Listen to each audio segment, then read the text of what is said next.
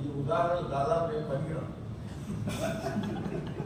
ఎందుకంటే ఏమైనా పెళ్లి చేసుకోలేదు అంటే అమ్మాయి దొరకలేదు సార్ అని చెప్తాను. Very clear. ఇంటికి పెళ్లి సంబంధం అవుతుందమ్మా అంటే రెజ్యూమ్ నాకు పంపించాలన్నా నేను చూసి చెప్తానని నిర్మోహమాటంగా అడుగుతాను. దాని ఏం రాజేది సెలక్షన్ నవ్వు అడుగు. మా అన్న మనవరాలు పెళ్లి కుదిరింది. ఇప్పుడు మొత్తం అదేంటో ఎక్కడ కనపడతారు, అన్ని పేర్లు ఎక్కడ కనపడుతుంది అని ఏమంటారు, మ్యాట్రిమోనీలో చూసుకొని ఒకటే కండిషన్ అమ్మాయికి నచ్చిందంటే ఇంట్లో వాళ్ళకి ఇదే క్యారెక్టర్ చేసుకోవాలి కాబట్టి వాళ్ళకి గౌరవించింది. ఆ క్యారెక్టర్ పిల్లలు సెలెక్ట్ చేసుకుంది. ఒకరిద్దరిని అడిగి బ్యాక్గ్రౌండ్ చెప్తారా నాకు కాస్త నాకు కూడా పంపించింది.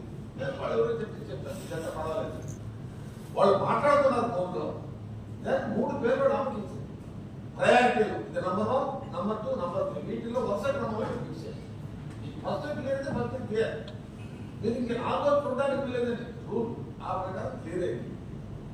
మరి అబ్బాయి నలుగున్నాడే అబ్బాయి చూపించాడు. అమ్మ పర్వాలేదు అని చెప్పాడు. కొద్దిగా ఆస్తి తక్కువ ఉందే, ఓకే నేను మాట్లాడుకున్నాను. అని వాళ్ళు తల్లిదండ్రి అబ్బాయి తల్లిదండ్రి ఒక కిడ్నీ ఫెయిల్ అయితే 2 వాళ్ళు ఇచ్చున్నారు కదా, కాబట్టి పేషెంట్లు కదా, ఓకే నాకు తెలుసు. క్వశ్చన్ లేదంట. ఇది పరిస్థితి ఇప్పుడు మారిపోయింది పరిస్థితి. అందులో కాబట్టి రివర్స్ కేసు నేను విన్న కేసులు పాత కేసులు నాకు అనుభవం అంతా కూడా. కానీ నాకు అనిపించేది ఏంటంటే ఎవరైనా సరే ఏ ఫీల్డ్లో పనిచేయాలా అనే విషయం మీరు అర్థం చేసుకోవాలి. సమాజంలో ఉండే పరిస్థితి ఏమిటి అది వేరే విషయం. తప్పనిసరిగా ఆర్థికానికి ప్రాధాన్యత ఇస్తారా, హోదాకు ప్రాధాన్యత ఇస్తారా వేరే విషయం.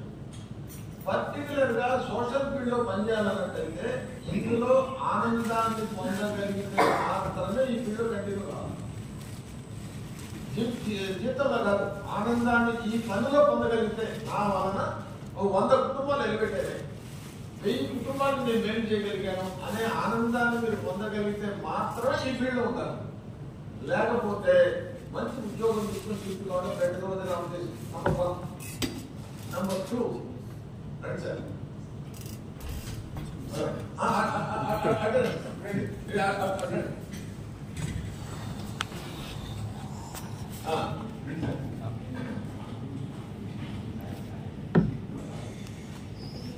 ఇది ఒకటి.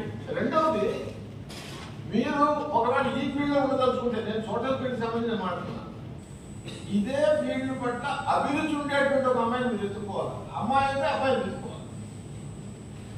లేకపోతే మాత్రము it's very difficult to run the family. Very difficult. ఒక్క అమ్మాయి జీవితంలో మాత్రం నా తాగదు. ఆవిడ మన హైదరాబాద్ లో జరిగేటువంటి స్లమ్లో జరిగేటువంటి స్కూల్స్ చూడడం అమ్మాయికి ఇష్టం. ఇంజనీర్ కాబట్టి స్కూల్ అయిపోయిన తర్వాత ఆఫీస్ అయిన తర్వాత గవర్నమెంట్ జాబ్ ఒక గంట చూసి ఇంటికి వెళ్ళిపోయింది. నా దగ్గరకు వచ్చి అన్నారు, నువ్వు ఇంట్లో అలా చేస్తున్నారా, నువ్వు ఉద్యోగం అయిన తర్వాత స్లమ్కి వెళ్ళి 2 గంటలు తిరిగి ఇంటికి వెళ్ళడానికి అంటే కొంత అభ్యంతరం చెప్పారు. కానీ చివరికి ఏమవుతారు, నేను గట్టిగా అంటే మాట్లాడలేదు. తర్వాత ఒకసారి అన్నాను, నువ్వు ఎంతకాలం తిరుగుతావు ఎట్లా అన్నా. ఎందుకంటే అది పెళ్ళైతే నీ భర్త ఒప్పుకోడు, ఆఫీస్ కానీ ఇంటికి రమ్మంటాడు. అది నిజమైన వెళ్ళి కాదు, మరి ఎట్లా అన్నది అమ్మాయి. ఒకటే దారి, ఒక సోషల్ వర్కర్ నువ్వు పెళ్లి చేసుకున్నట్టయితే దీన్ని అతను అర్థం చేసుకుంటాడు అన్నాడు. ఆ అమ్మాయి కాస్త స్థితిమంతులు బిల్డర్స్ వాళ్ళు నా తల్లి ఆసుపాసులు ఉన్నాయి. ఏమీ లేనటువంటి ఇంకో సోషల్ వర్కర్ సెలెక్ట్ చేసుకున్నాం ఇంటర్ క్యాస్ట్. వాళ్ళు అస్సలు ఒప్పుకోలేదు. ఇవి పట్టుబడి చేసుకుంది. హ్యాపీ. ఎందుకని అతను సోషల్ వర్కరు, ఈ అమ్మాయి సోషల్ వర్క్ చేస్తుంది. జాబ్ ఈ అమ్మాయి గవర్నమెంట్ జాబ్ ఉంది, కానీ అమ్మాయి సోషల్ వర్క్ ఇష్టం. ఆ రకంగా సెలెక్ట్ చేసుకోగలిగినప్పుడు మాత్రమే సుఖం ఉంటుంది.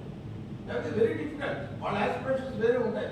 చూడండి, మీ క్లాస్మేట్ కారులో పోతున్నాడు, ఇవాళ 2 వీలర్ మీద పోతున్నాడు, సమాధానం చెప్తున్నాను. మీ క్లాస్మేట్ లెవెల్ చూడండి, నాతో పాటు ఉన్నటువంటి మహిళల లెవెల్ చూడండి అన్నప్పుడు దీనికి ఏం సమాధానం చెప్తాం? It's not possible. అయితే దీంతో పాటుగా అయిపోయినా సార్ చేయగలిగింది ఉన్నాను. నాకు ఒకటే దారి ఏంటంటే ఫ్యామిలీస్ గెట్ టుగెదర్ అనేది కంపల్సరీగా పెట్టాలి. దాని విషయంలో మనం ఏముందలే ఇసారి పెట్టే చాలా తోట అడిగా ఇప్పుడు హైదరాబాద్ అంత జరిగింది, జరగలేదు. ప్రతి సెంటర్లో families get together morning to evening 10 బయలుదేరితే ఈవినింగ్ దాకా అక్కడ రకరకాల కార్యకలాపాలు అంటే మిగతా స్టాఫ్ యొక్క ఫ్యామిలీస్ అన్ని కలిసినప్పుడు ఉండేటువంటి ఆనందం కలయిక వస్తుంది. ఆ రకంగా కలవడం అనేది కంపల్సరీగా జరగాలి. ఇవి అన్నీ అయినప్పటికీ కూడా నేనేమంటానంటే యక్ష ప్రశ్నల్లో ధర్మరాజుని యక్షుడు ప్రశ్న వేస్తాడు. 124 ప్రశ్నలు వేసాడు. కోరుకుంటే ఓపెన్ చేయించుకోండి. దాంట్లో 2 ప్రశ్నలు ఎప్పుడు గుర్తుపెట్టుకుంటా. అన్నిటికంటే విచిత్రమైంది ఏంటి అడుగుతాడు యక్షుడు. వీడి కళ్ళెదురుగా రోజు 3 శవాలు పోతుంటే చూస్తుంటాడు. అయినప్పటికీ వీడు శాశ్వతంగా బతుకుతాననుకొని ప్లాన్ చేస్తుంటాడు. అది విచిత్రం అన్నాడు ధర్మరాజు. రెండో ప్రశ్న ఏంటంటే నీకు దేవుడిచ్చిన మిత్రుడు ఎవరు? దేవుడిచ్చిన మిత్రుడు ఎవరు? ధర్మరాజు చెప్పిన సమాధానం భార్య అంటాడు. ఎందుకంటే నువ్వు ఎంత విచారించినా డీటెయిల్స్ కనుక్కున్నా నీకు తెలిసే 5% అస్సలు పెళ్ళేందుకు 10 సంగతులు బయటపడతాయి. ఈమె సంగతి ఏంటి, ఆడి సంగతి ఏంటి, ఇంకేసేది 2 మార్గాలు. సర్దుబాటు చేసుకోవడం, ఆమె కానీ ఏది కానీ, లేదా విడాకులు తీసుకోవడం. 2 ఆల్టర్నేటివ్స్, వేరే ఏం లేదు. మెజారిటీ సర్దుబాటు చేసుకుంటారు. ఎందుకని ఫెయిల్ కాకూడదు కాబట్టి, అందరూ ముందు ప్లాన్ చేసుకున్నాం కాబట్టి రాజీ పడిపోతాం. అంటే నీ ఆశయాదర్శయాలు కూడా రాజీ పడాల్సిందే, లేదా తగాద పడిపోతాం.